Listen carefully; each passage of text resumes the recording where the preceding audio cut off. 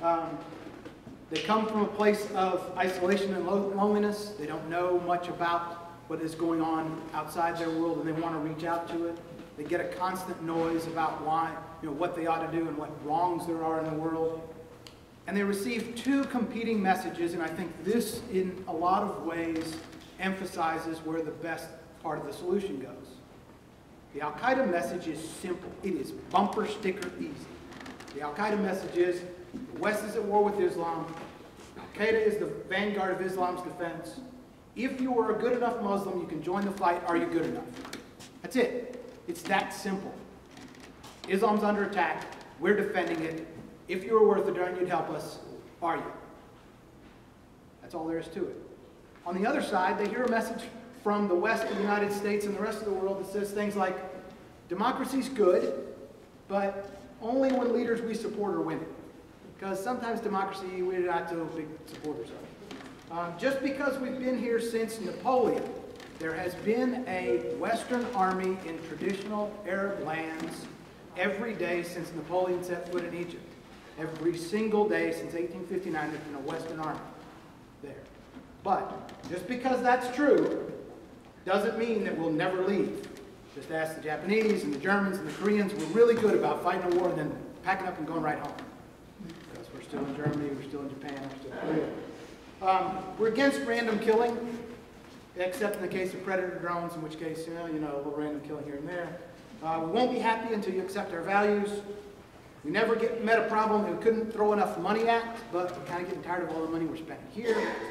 We're moral and upstanding citizens of the world. We do things that are morally correct. Just watch our television shows. You'll see plenty of morality in Big Brother. It's all very moral and upstanding.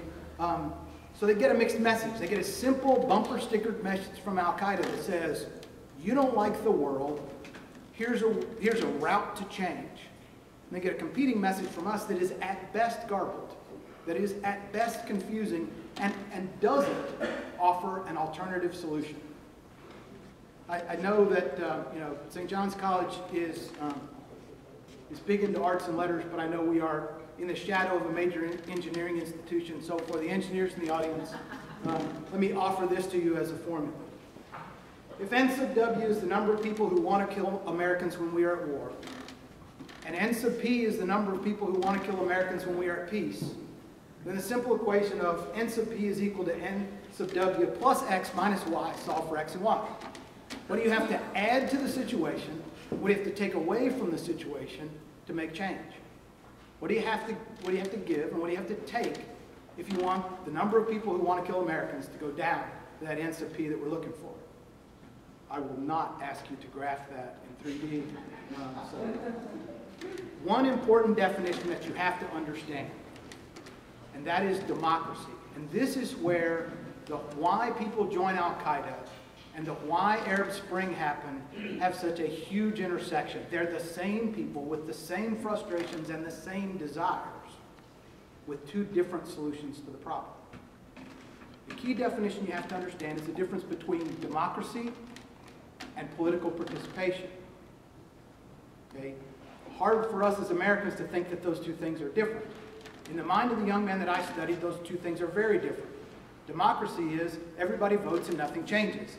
Everybody votes and Mubarak comes back. Everybody votes and Karzai comes back. Everybody votes and nobody moves. That's their version of democracy. What they want is to have an impact on how their life comes out. What they want is the ability to participate at the local level in a way that they can institute change. They want to change the world. Al-Qaeda is one solution to that. Arab Spring, thank God, is another solution to that. But the base motivation is the same. So if the base motivation is the same, if the why they want to do something is the same, and an alternative opportunity, an alternative narrative, a different approach, second ideology gets them away from one and into another, then we can produce an ideology that they might cling to as long as we understand the why they got to where they are. Okay? The solution, in my own version of solving for X and Y, this is what I came up with. It is very much just my opinion. Start early. Okay? We look at the the 25-year-old suicide bomber and say, we need to focus on the mid-20s population. No, we need to focus younger.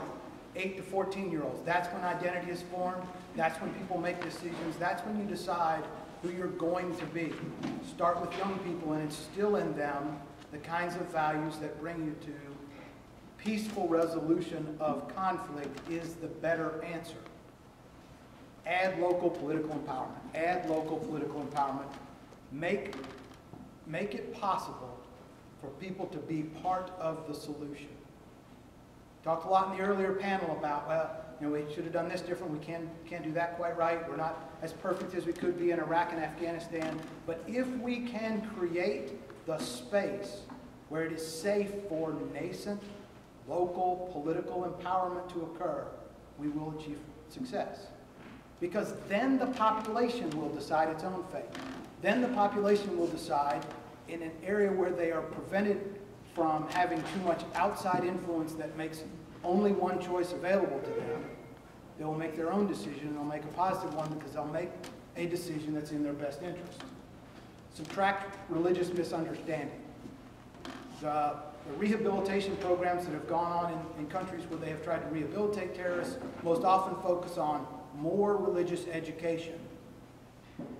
Teach them more about their own religion, and they begin to reject the 20 sayings that they got, that they could only repeat those. They get the full understanding of their own religion.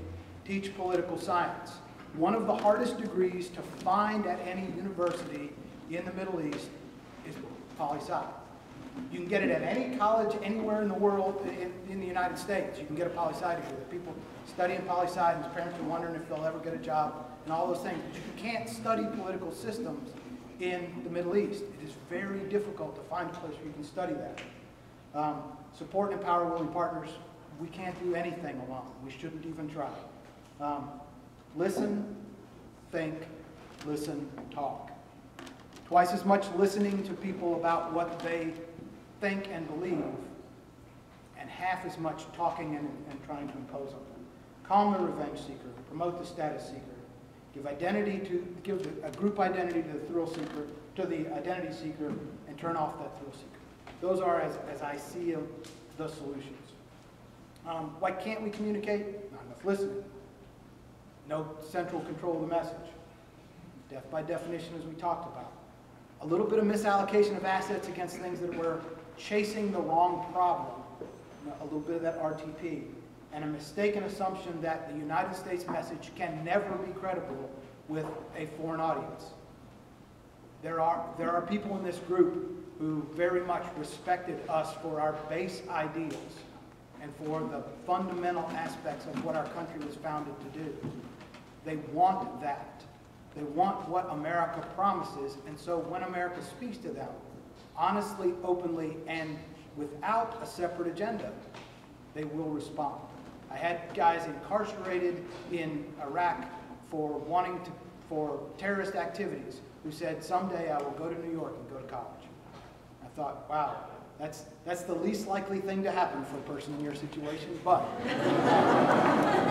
he still aspired to that, and I think that's important. So I know I've rushed through, and I look forward to hearing your questions, and thank you for your time.